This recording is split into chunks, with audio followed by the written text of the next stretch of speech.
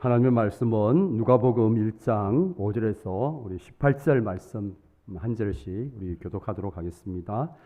신약성경 누가복음 1장 5절에서 18절까지입니다. 신약성경 86페이지입니다. 한 절씩 교독합니다. 제가 먼저 5절 말씀부터 읽겠습니다. 유대왕 헤롯 때에 아비야 반열에 제사장 한 사람이 있었으니 이름은 사가랴요 그의 아내는 아론의 자손이니 이름은 엘리사벳이라.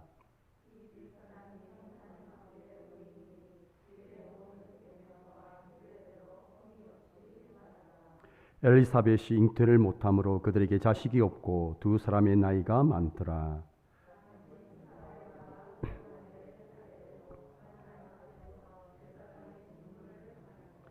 제사장의 전례를 따라 제비를 뽑아 주의 성전에 들어가 분향하고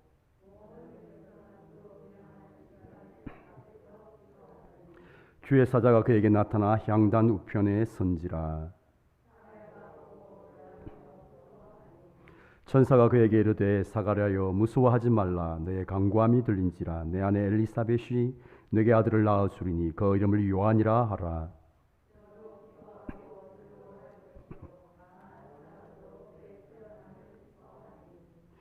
이는 그가 주 앞에 큰 자가 되며 포도주나 독한 술을 마시지 아니하며 모태로부터 성령의 충만함을 받아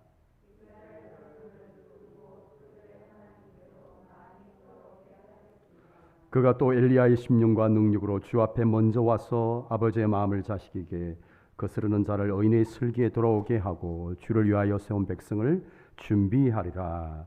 사가랴가 천사에게 이르되 내가 이것을 어떻게 알리요 내가 늙고 아내도 나이가 많으니이다.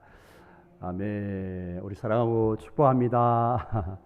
예. 오늘도 하나님께서 말씀과 기도로 은혜 주실 줄 믿습니다. 우리가 신앙생활을 하면서 모두 다 한 번씩은 지나가는 과정이 있습니다. 그것을 우리 기독교 전통에서는 영혼의 어두운 밤이라고 이렇게 부릅니다. 우리 한번 따라서 하겠습니다. 영혼의 어두운 밤. 그러니까 모든 신앙인들은 신앙생활을 하면서 이 영혼의 어두운 밤을 지나가게끔 되어 있습니다.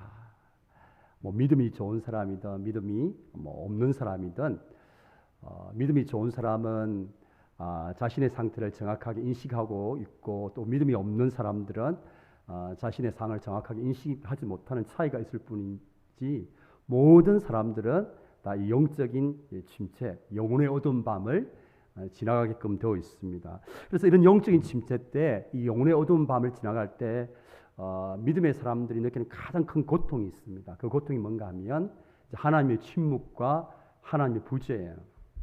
그러니까 하나님이 나의 그 간절한 기도와 절박한 기도에 대해서 침묵하시는 것들을 경험해요. 그러면 이제 이 침묵이 계속해서 이어지게 되면 무엇을 느끼게 됩니까? 하나님이 계시지 않는 것 같은 하나님의 부재를 느끼게 돼요. 그러면 그 결과 우리가 찾아오는 것이 있습니다. 신앙의 의심과 회의가 찾아오게끔 되어 있어요. 그러니까 모든 믿음의 사람들은 신앙생활을 하면서 한 번만 경험하는 게 아니라 여러 번 이 영적인 침체, 영혼의 어두운 밤을 경험하게끔 되어 있습니다. 오늘 우리가 이 말씀을 보면 믿음의 사람 사가랴가 나오는데 이 믿음의 사람 역시 이런 영적인 침체 가운데 있습니다. 영혼의 어두운 밤을 지나가고 있습니다. 오늘 하나님께서 천사를 통해서 사가랴에게 큰 기쁨의 소식을 전해줍니다. 그 내용이 무엇이었습니까? 나이가 늙도록 아들이 없는데 저는 사실 늦둥이를 가져도 그렇게 기쁜데 이게 저보다 나이가 더 많은 이 제사장 사가랴에게 하나님께서 그렇게 그동안 기다렸고 오랫동안 기도했던 그 기도의 제목대로 하나님께서 응답이 주십니다. 그런데 하나님의 이 응답 앞에 이 사가랴가 어떻게 반응을 하는지 보시고 18절 말씀 보면 사가랴가 천사에게 이르되 내가 이것을 어떻게 알리요 내가 늙고 아내도 나이가 많으니이다. 하나님께서 아들을 낳게 될 것이다 그 기쁨의 소식을 전해주었음에도 불구하고 정작 사가랴는 믿지를 못하는 의심하고 회의하는 그런 모습들을 보여주고 있습니다. 내가 이것을 어떻게 알리요? 내가 늙고 아내도 나이가 많으니까 그런 일이 있을 수 없다라는 거죠. 하나님께서 천사를 통해서 이렇게 응답해 주셨음에도 불구하고 정작 이 사가랴는 하나님의 이 말씀을 믿지 못하는 모습을 보여주고 있습니다. 여러분, 사가랴가 어떤 사람입니까? 오늘날 지금 목사님이잖아요. 제사장이잖아요. 늘 하나님과 이렇게 깊이 있는 교제를 했던 그런 역할을 맡고 있는 이 사가랴가 하나님의 그 말씀을 믿지 못하는 그런 모습을 보여주고 있는 거죠. 자, 그러면 왜 믿음의 사람 사가랴가 이런 의심과 회의에 빠지게 되었는가? 그것은 제가 앞에서 말씀드린 것처럼 하나님의 침묵과 그 침묵의 오래된 그 침묵으로 말미암아 하나님이 더 이상 계시지 않는 것 같은 하나님의 부재를 경험했기 때문에 우리가 13절 말씀 보면 이렇게 되어 있습니다. 우리가 13절 말씀 보면 천사가 그에게 이르되 사가랴여 무서워하지 말라 너의 간구함이 들린지라 너의 간구함이 들린지라. 이 말을 가지고 한번 반대로 한번 뒤집어 보십시오. 그럼 사가랴가 어떻게 했다는 거죠? 오랫동안 이 자녀의 문제를 놓고 기도했다는 말이잖아요. 너의 간구함이 들린지라. 이 말을 바꾸어 보면 사가랴 입장에서는 이 문제를 놓고 오랫동안 정말 간절하게 그렇게 절박하게 기도했다라는 거예요. 그렇게 간절하게 절박하게 기도하면 기도하는 게 뭐겠습니까? 하나님이 즉각적으로 개입하셔서 그 기도를 들으시고 그 문제를 해결해 주시면 얼마나 좋을까요? 그렇지 않았다는 거예요. 사가랴가 정말 간절하게 절박하게 뭐 이렇게 제사장인데 물질적인 복을 요구한 것도 아니에요. 그 믿음의 자녀를 달라는 거잖아요. 그게 무슨 잘못되었습니까? 저도 사실은 기도할 때 아니 목사가 제가 돈을 달라고 하면 하나님이 너 그 조금 기도 제목이 잘못된 것 같아서 이렇게 이야기할 수 있지만 믿음의 자녀를 달라고 하는데 그게 무슨 문제입니까? 그 욕심도 아니고 믿음의 자녀로 잘 키워서 하나님 나라의 귀한 뭐 이렇게 자녀롭게 성장시켜 나가면 얼마나 좋습니까? 하나님 입장에서도 이익이 되는데 이 제사장 사가랴가 뭐 재물을 달라고 기도한 것도 아니고 간절하게 믿음의 자녀를 달라고 기도했음에도 불구하고 하나님이 어떻게 했다는 겁니까? 그 기도 제목이 하나님의 뜻에 합당한 기도임에도 불구하고 하나님께서 그 기도에 대해서 오랫동안 침묵하셨다는 것을 우리가 보게 돼요. 여러분, 물론 하나님은 우리가 하는 그 기도의 제목들 우리가 하나님 뜻에 합당하지 않으면 하나님께서 노라고 하나님께서 응답해 주시죠. 그러나 때로는 우리의 기도의 제목들이 하나님의 뜻에 합당함에도 불구하고 하나님 때로는 우리로 하여금 침묵하세요. 오랫동안 우리가 들은 그 기도에 대해서 침묵으로 기다리게 하시고 더 기도하게 하세요. 오늘 사가랴가 정말 간절하게 기도했는데 하나님께서 그 기도 즉각적으로 들어주시면 좋은데 사가랴는 오랫동안 기도했음에도 불구하고 하나님께서 응답하지 않는 침묵을 경험하게 된 거예요. 이제 침묵이 오랫동안 계속되다 보니까 결국에는 어디까지 이르게 되느냐 하면 하나님의 부재를 경험하게 돼요. 정말 하나님께서 내 기도를 들으시기는 하나, 하나님께서 정말 나와 함께하고 계시나, 하나님이 더 이상 계시지 않는 것 같은 그런 느낌, 그런 감정들을 이 사가랴가 가지게 된 거죠. 그래서 막상 하나님께서 기도에 응답해 주셨음에도 불구하고 사가랴는 믿지 못하고 의심하고 이 회의하는 그런 모습을 보여주고 있는 것입니다. 여러분, 이런 사가랴의 모습을 보면서 여러분은 어떤 생각이 드십니까? 여러분 어떤 생각이 드십니까? 야, 제사장이 되어가지고 정말 하나님 앞에 그 정도의 믿음이 없어서 되겠나? 여러분 그런 생각이 드십니까? 아니면 이 사가랴의 마음에 좀 공감이 되십니까? 여러분은 어느 쪽입니까? 아유, 제사장식이나 돼가지고 저렇게 믿음이 없었어야 뭐 그런 생각이 드세요? 아니면 좀 공감이 되십니까? 야, 저는 이제 제가 이미 여러 번 간증했지만 저는 늦둥이를 통해서 이 사가랴의 심정을 정말 뼈저리게 느낀 사람이에요. 저는 아브라함의 심정도 뼈저리게 느낀 사람이고, 저보고 만약에 하나님께서 어느 날 시온이를 번제로 바치라 하면 야, 못할 것 같아요. 어떻게 그렇게 잔인한 하나님이시냐 하면서 차라리 내가 이렇게 목사를 그만뒀으면 그만뒀지 그렇게 못할 것 같다고 그럴 것 같아요. 그 아브라함이 100세 때 얻은 아들이잖아요. 저는 몇 세 때 얻은 아들이었죠? 뭐 이제 아브라함 절반 때 얻은 아들이었는데 뭐 하여튼 뭐 그러니까 그 심정이 이해가 되었어요. 저는 또 제사장 이 사가라의 마음이 이해되었어요. 앞에서 말씀드린 것처럼 그 기도의 제목이 자신의 욕심을 구한 기도 제목이 아니잖아요. 뭐 내가 돈을 달라고 한 것도 아니고 뭐 좋은 집을 달라고 한 것도 아니고 믿음의 자녀를 달라고 하는데 그게 뭐가 문제란 말이에요. 얼마든지 하나님의 마음이 합당한 기도잖아요. 그게. 그러면 우리가 기대하는 게 뭐예요? 문제가 없잖아요. 뭐가 문제란 말입니까? 그냥 하나님께서 딱 들으시고 최소한 일주일 이내에 바로 이렇게 응답하시면 좋은데 근데 오늘 본문 보니까 오랫동안 하나님께서 이 사가라의 기도에 대해서 응답하지 않으셨다는 거예요. 이건 차라리 노라고 하든지 아니면 뭐 하든지 전혀 이렇게 하나님께서 응답을 안 하신 거예요. 그래서 이제 이 사가랴가 하나님의 침묵과 오래된 그 침묵을 통한 하나님이 계시지 않는 것 같은 이제 영적인 침체에 빠지게 된 것입니다. 저는 이런 사가랴의 모습을 보면서 어떻게 저렇게 믿음이 없나 하기보다는 저도 역시 공감이 돼요. 여러분 저는 10년 동안 기도했지 않습니까? 10년 동안 하나님 이렇게 자녀를 달라고 기도를 했거든요. 이제 사가랴의 심정이 저는 이렇게 공감이 됩니다. 그 마음이 어떤 마음일까? 마음속으로 하나님에 대한 상처가 이렇게 생겼을 것 같아요. 하나님께 삐지는 마음이 생기죠. 뭐 내가 뭐 잘못된 기도를 드린 것도 아니고 내가 잘못된 목적으로 구하는 것도 아니고 근데 왜 하나님께서 내가 드리는 이 기도에 대해서 응답을 하지 않으실까? 뭐가 나에게 무슨 문제가 있는 것일까? 뭐 이렇게 이제 하여튼 별 생각들을 다 하게 되는데 사가랴 역시 이런 가정을 겪으면서 얼마나 많은 그런 이제 생각들을 했겠어요. 심지어 나중에 보게 되면 이 사가랴는 어떤 고백을 하냐면 부끄러웠다라고 고백해요. 부끄러웠다 고백해요. 한번 생각해보면 목사가 기도를 했으면 응답이 돼야 되잖아요. 응답이 되지 않으니까 이제 오늘날 말로 바꾸면 부끄러웠다는 거예요.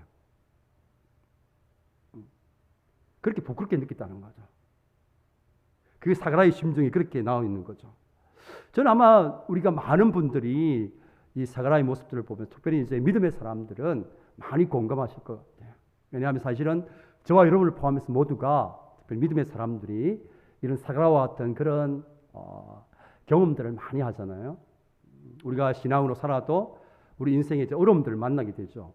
이런 크고 작은 문제들을 만나게 되는데 뭐 거기까지는 오케이. 인정한단 말이죠.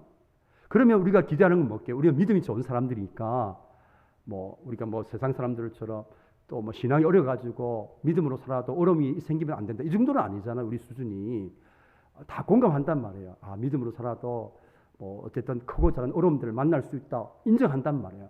그 다음에 이제 우리가 기대하는 게 뭡니까? 우리가 이제 믿음을 가지고 이것들을 기도의 제목으로 삼고 하나님 앞에 나가서 기도를 한단 말이에요. 그러면서 그 기도했을 때 우리가 어떤 걸 기대합니까? 하나님께서 내 기도를 들으셔서 즉각적으로 내가 하는 그 기도의 문제들을 해결해 주시는 것들을 우리는 기대합니다. 실제로 우리가 현실 속에서 경험하는 건 뭡니까? 그렇게 우리가 사가랴처럼 문제를 놓고 절박하게 때로는 간절하게 기도했으면 하나님께서 즉각적으로 개입하셔서 우리의 기도를 들어주시면 좋은데 우리의 현실도 이 사가랴처럼 하나님의 오랜 침묵을 저와 여러분들이 경험하죠. 그러니까 이 사가랴의 모습에 우리가 공감이 되는 거죠. 18절 하반절 말씀을 한번 보십시오. 내가 늙고 아내도 나이가 많으니이다. 그러니까 지금 이 사가랴의 모습은 자신의 지금 그 몸이 자신을 둘러싸고 있는 그 상속에 깊이 빠져 있는 것들을 보게 돼요. 그러니까 자신의 문제를 지금 정확하게 지금 이렇게 딱 보고 있는 거죠. 나이가 많다. 나이가 많다. 나이가 많다는 것은 자기들 스스로 힘으로 이 문제를 해결할 수 있는 능력이 없다는 거잖아요. 두 사람이 나이가 많기 때문에 자신들의 힘으로는 이 아이를 가질 수가 없기 때문에.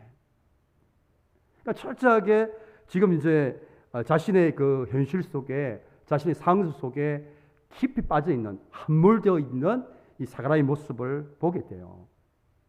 그래서 하나님에 대한 의심과 회의가 일어나게 되니까 자연스럽게 따라오는 게 뭡니까?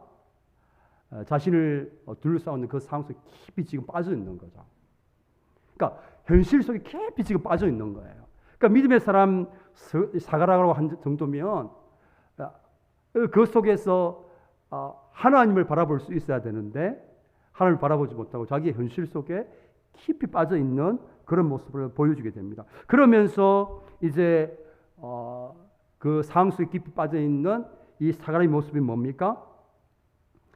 주는 그 상황이 주는 뭡니까? 느낌과 감정이 이제 중요한 거죠. 그 느낌과 감정이 뭡니까? 하나님이 내 기도를 듣지 않으신다. 그렇게 느끼는 거죠. 오늘 특별히 이제 25절 말씀 보면 우리가 1장 25절 말씀 보면 이렇게 말씀하고 있습니다. 같이 한번 읽어보겠습니다. 주께서 나를 돌보시는 날에 사람들 앞에서 내 부끄러움을 없게 하시려고 이렇게 행하심이라 하더라. 앞에 보면 주께서 나를 돌보시는 날에, 오늘 말씀 보면 주님께서 이 사가를 돌보셨죠.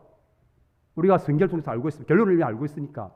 주님께서 사가를 돌보셨습니까? 돌보지 않으셨습니까? 돌보셨어요. 그런데 그동안 사가는 어떻게 느꼈다는 겁니까? 사가의 느낌과 감정은 어떤 겁니까? 주님이 나를 돌보지 않는 것처럼 느꼈다는 거예요. 이게 사가의 느낌과 감정입니다. 이 사가의 느낌과 감정이 사실입니까? 사실이 아닙니까? 이건 사가라가 자신이 속한 현실 속에 느끼는 이 느낌과 감정이지 팩트는 아닙니다. 팩트는 뭡니까? 주님께서 돌보신 거예요. 그럼 여기서 우리는 감정과 느낌의 우리가 위험성들을 우리가 보게 돼요. 그럼 우리가 우리 속에 어떤 느낌과 감정은 어디에서부터 나옵니까? 어떤 상황과 환경 속에서 나오게 돼요. 우리가 어떤 문제를 만나고 우리 가운데 어떤 일이 일어났을 때 그에 대한 반응으로 우리 속에 어떤 느낌과 감정이 찾아오죠. 뭐 두려움의 감정, 분노의 감정, 뭐 우울한 감정, 이런 감정들이 찾아온단 말이에요. 분명히 이것을 나오게 하는 어떤 상황들이 있고 사건이 있고 문제가 있단 말이에요. 근데 문제는 이 사건과 상황에 대한 반응으로 나오는 우리의 이 느낌과 감정이 맞는가? 맞지 않을 수 있다는 거예요. 오늘 이 사가라를 통해서 알 수 있는 건 뭡니까? 자신의 느낌과 감정은 돌보지 않는 것처럼 느꼈다는 거예요. 사실과 상관없이 자기가 그렇게 느꼈다는 거죠. 그러나 사실은 주님께서 돌보신 것이죠. 그런데 자기는 상황 속에서 돌보지 않는 것처럼 느꼈다는 거예요. 그럼 우리가 신앙생활을 하면서 왜 우리가 느낌과 감정을 우리가 붙들고 신앙생활을 하면 안 되는 이유가 바로 여기에 있는 거예요. 그럼 우리의 느낌과 감정은 얼마든지 사실과 다를 수 있어요. 여러분, 제가 이제 그것을 어디에서 느끼는가 하면 시골길을 가다 보면 시골길은 가면 캄캄해요. 밤이 되면 무섭습니다. 저희들 이제 막 옛날에 이제 중고등 마치고 저희들 그때는 차가 없었으니까 직접 뭐 이제 오빠가 여동생들 이렇게 막 먼 곳까지 이렇게 바래다 줘요. 뭐 십리길을 바래다 주고 그렇게 합니다.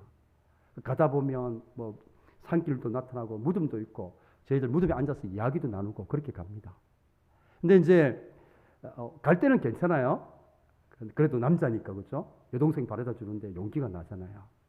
무섭지만 그죠?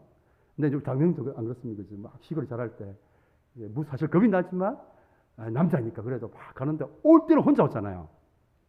갑자기 앞에서 막 하얀 게 보여요. 갑자기 무슨 생각 딱 들면서 무슨 딱 느낌이 찾아 감정이 듭니다. 막 뛰기 시작해요. 막 뒤에서 막 쫓아오는 것 같아요. 계속. 그래 아침에 거기를 가보게 되면 하얀 비닐이 있잖아요. 이렇게 나무에 걸려가지고 이렇게 바람이 이렇게 움직이는 거예요.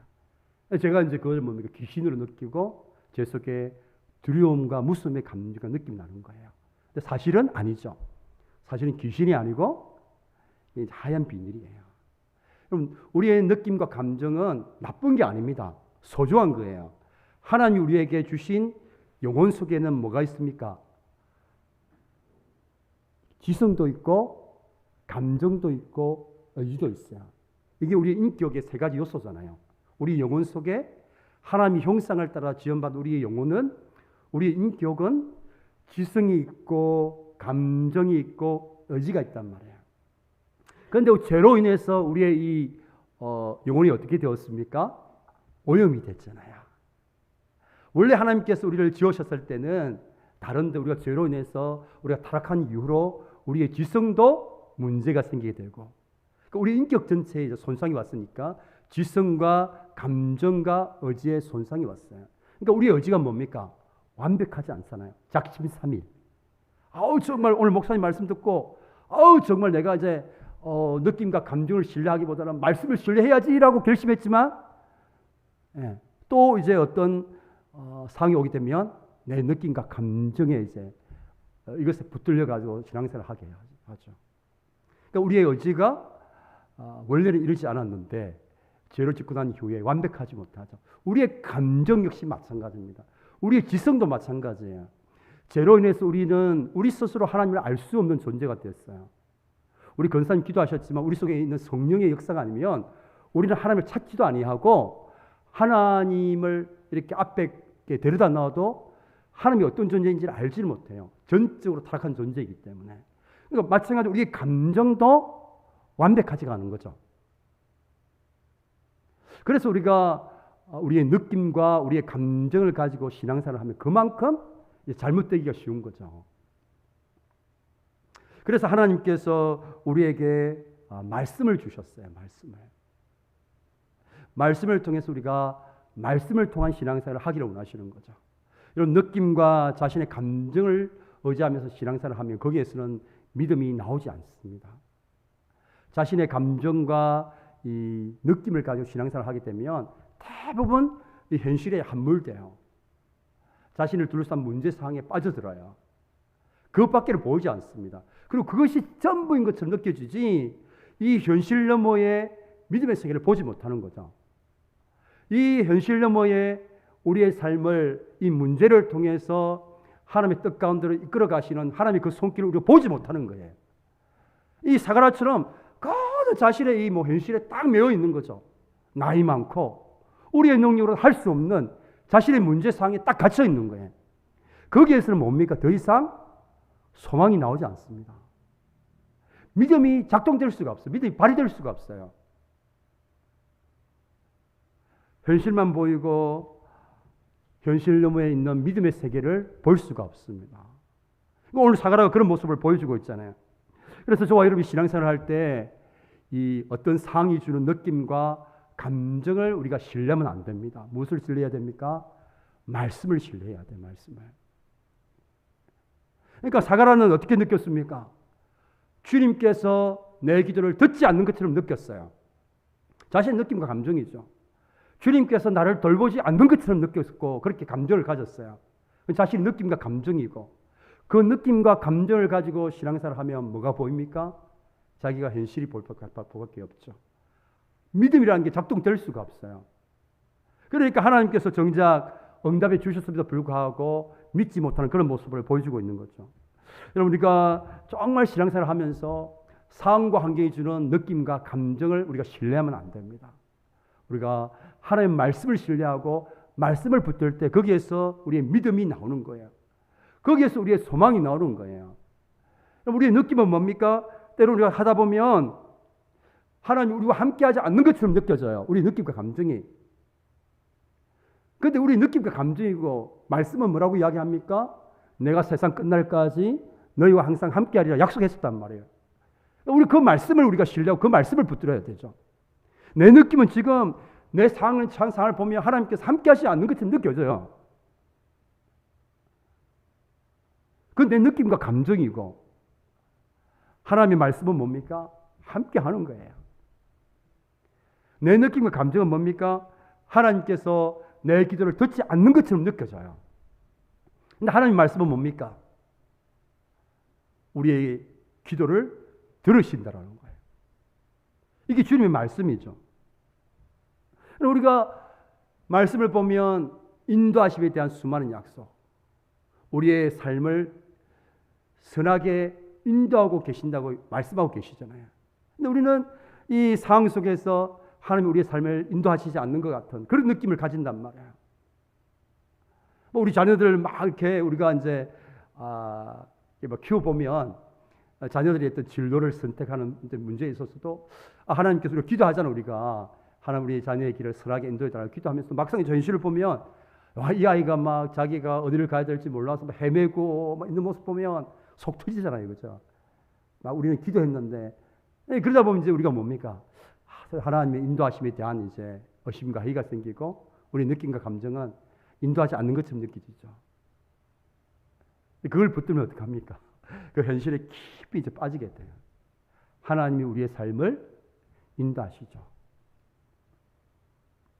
선한 길로 인도하시죠. 그래서 우리가 신앙생활하면서 중요한 것은 우리의 느낌과 감정으로 우리가 신앙생활을 하면 안 된다는 거죠. 우리가 느낌과 감정으로는 사람을 용서할 수가 없어요. 어떻게 우리 느낌과 감정을 용서할 수 있습니까? 그러나 우리가 말씀은 이제 붙들면 용서할 수 있는 힘이 생기는 거죠. 그러니까 우리의 느낌과 감정은 믿음을 발휘하지 못하게끔 만들어요. 현실 속에, 상황 속에, 문제 속에서 우리가 헤어나지 못하게 만듭니다. 우리가 상황과 현실 너머에 있는 믿음을 발휘하기 위해서는 하나님의 말씀을 저와 여러분이 신뢰하고 그 말씀을 붙들어야 될 이유가 바로 여기에 있는 거예요. 우리의 삶이 아무리 문제가 오랫동안 지속되어서 우리가 절망하고 낙심한다 할지라도 우리가 그 속에서 말씀을 붙들면 뭐가 보입니까? 소망을 우리가 가지게 돼요. 그리고 아무리 캄캄한 우리가 이 터널 가운데서도 우리가 말씀을 우리가 묵상하고 말씀을 붙들면 그 가운데 우리가 빛을 보게 됩니다. 근데 많은 우리 이제 신앙의 사람들이 말씀을 신뢰하기보다는 자신의 느낌과 감정을 신뢰해요. 또 선택하는 데 있어서도 기준이 뭡니까? 소위 말 우리 청년들은 뭡니까?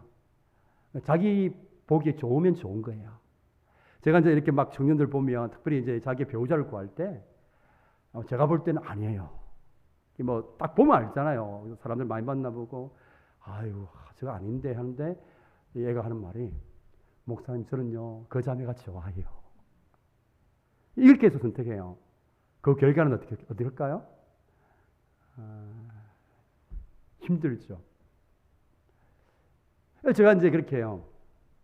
그러니까 너의 느낌과 너의 감정에 좋은 게 진리가 될 수 없고 말씀이 기준이 되고 말씀이 진리가 되는 거예요. 말씀의 기준을 따라서 선택하면 그 길이 어떤 길이든 또 그 사람이 어떤 사람이든 결국 하나님의 선하심의 손길 가운데 있게 되는 거예요. 근데 제가 안타까운 건 뭐냐면 많은 이제 분들이 선택을 함에 있어서도 말씀의 기준을 가지고 선택한 게 아니라 그냥 자신이 좋은 대로 우리 청년들이 선택하는 것처럼 그냥 자기 느낌이 좋은 대로 선택하고 나서 뭐라고 하는 줄 압니까? 왜 하나님께서 나의 길을 선하게 인도해 주시지 않느냐라고 그렇게 이야기해요. 이게 이제 유율배반적인 모습이잖아요. 우리가 하나님의 뜻을 선택하고 난 이후에 우리의 삶을 하나님께서 선하게 인도해 주시라고 이렇게 요구하면 그건 사실은 앞뒤가 맞는 말이잖아요. 근데 우리의 신앙이 자꾸 자기 느낌과 자기 감정을 의존해서 신앙생활을 한단 말이에요. 그러니까 내가 느낌이 좋으면 좋은 거예요. 그러니까 내 이제 느낌과 감정이 불편하면 이건 이제 안 하려고 그래요. 근데 여러분 아시면 하나님의 뜻이 우리 가운데 말씀을 찾아서 찾아올 때 제가 이미 말씀드린 것처럼 때로는 불편하게 찾아와요. 우리 속으로 찾아올 때. 뭐 대표적인 말씀이 뭡니까? 원수를 사랑하라고 그렇게 하잖아요. 얼마나 불편한 말씀입니까? 원수를 미워하라. 때로는 뭡니까? 직접 너희가 원수에게 보복하라. 이런 말씀 주시면 얼마나 좋겠어요. 우리가 순종하기 너무 쉬울 것 같아요. 그런데 원수를 사랑하라고 하고 어떡합니까? 직접 보복하지 말라고 말씀하고. 이게 불편하게 찾아온단 말이에요. 근데 우리가 이 말씀을 붙들면 우리가 사는 것이죠.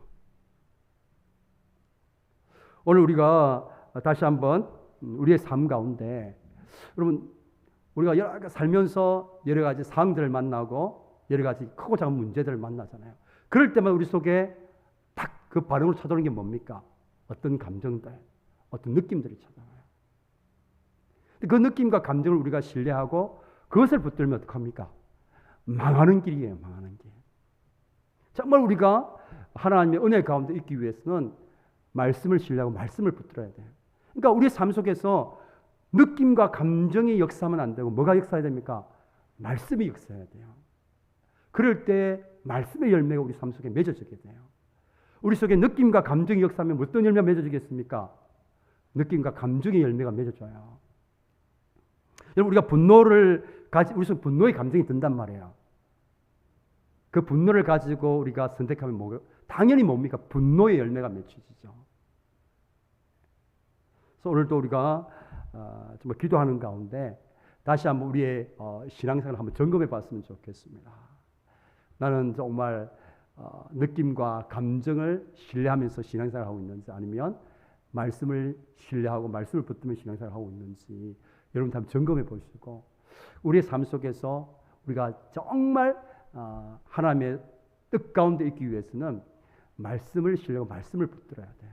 그게 우리가 잘 되는 길이고 우리가 사는 길입니다.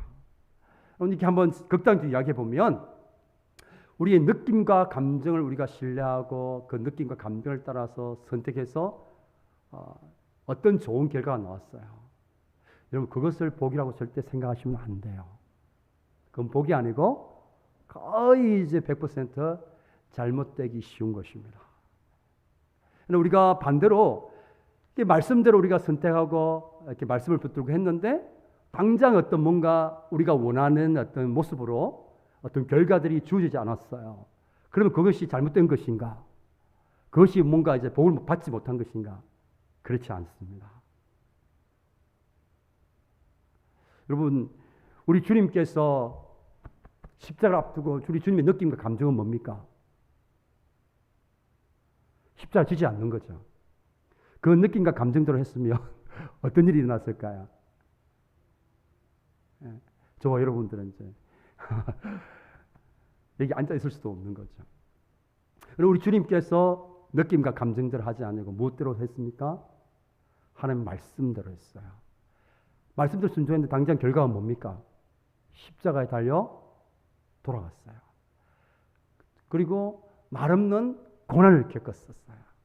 당장 말씀대로 했음에도 불구하고 당장 눈에 보이는 결과는 원하는 그림은 아니었어요.